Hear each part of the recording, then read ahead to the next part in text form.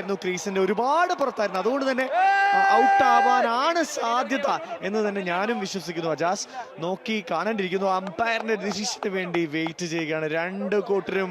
ഇവിടെ ഒരു wicket. Yes, Arjun Nandakumar തുടങ്ങി വെച്ച ആ ഒരു നേട്ടം ഇവിടെ അലക്സാണ്ടർ പ്രശാന്ത്, അലക്സ, നമ്മുടെ സ്വന്തം അലക്സ മറ്റൊരു കോട്ടൺ ബോൾ ആയിക്കൊണ്ട് കേരള സ്ട്രൈക്കേഴ്സിനെ മുന്നിലെത്തിക്കുകയാണ്.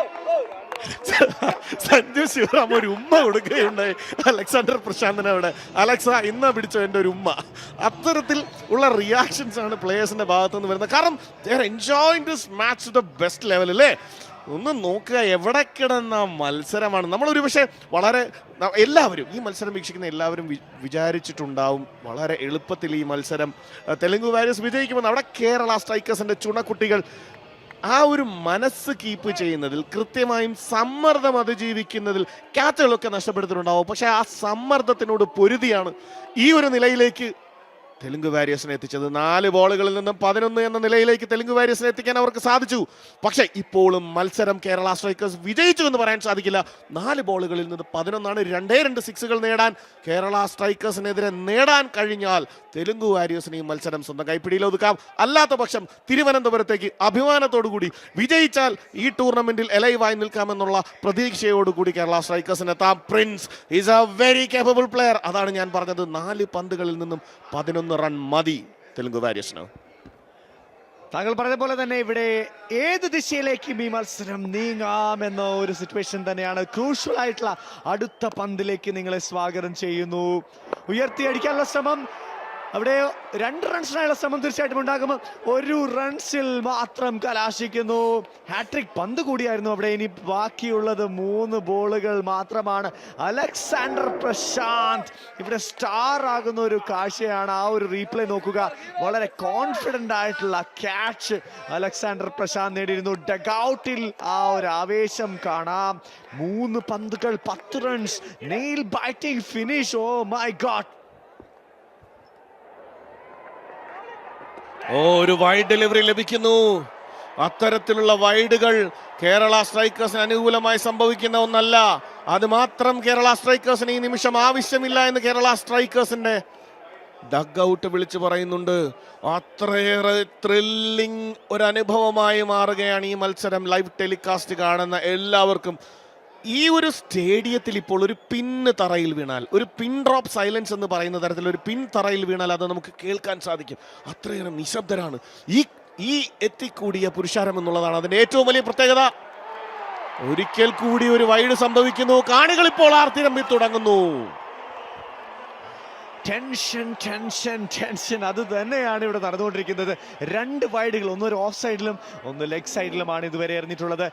നെഞ്ചിടിപ്പേറ്റുന്ന നിമിഷങ്ങൾ. അപ്പോൾ ആരാധകർക്കും ഇവിടെ കമന്ററി ബോക്സിൽ പോലും നമ്മൾ ഒരുപാട് ടെൻഷനിലാണ് ഈ ഒരു മത്സരം ആര് ജയിക്കുമെന്നത് അറിയാൻ വേണ്ടി. അപ്പോൾ പ്ലെയേഴ്സിന്റെ അവസ്ഥ നമുക്ക് ഊഹിക്കാവുന്നതുള്ളൂ. ഉയർത്തടിക്കുന്നു. ഓ മൈ ഗോഡ്. ഇവിടെ തെലുങ്ക് വാരിയേഴ്സിന് വേണ്ടി ഒരു പടുകൂറ്റൻ സിക്സർ നേടി എടുത്തിരിക്കുന്നു ബാറ്റർ. ഗംഭീര കണക്ഷൻ. ഡീപ് മിഡ് വിക്കറ്റ് റീച്ചിന്റെയും ലോങ് ഓണിന്റെയും ഇടയിലൂടെ ഒരു പടുകൂറ്റൻ സിക്സർ.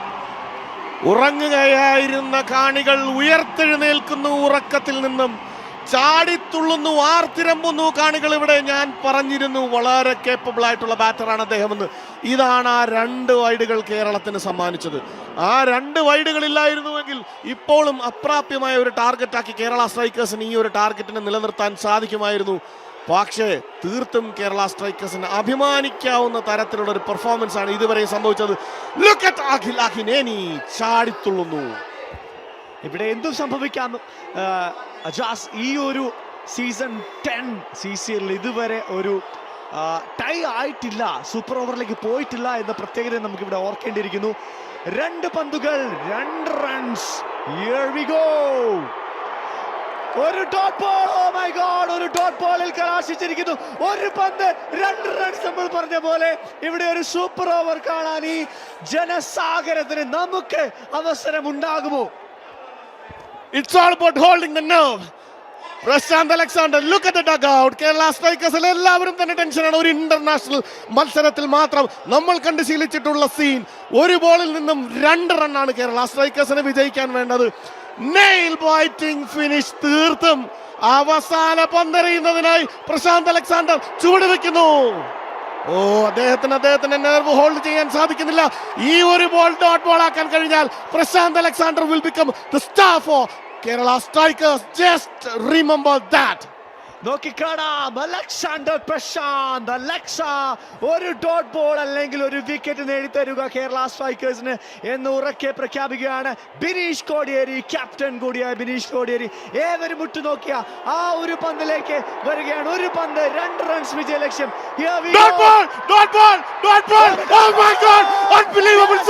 കേരളം വിജയിക്കുന്നു. കേരള സ്ട്രൈക്കേഴ്സ് 1 റണ്ണിന് വിജയിക്കുന്നു.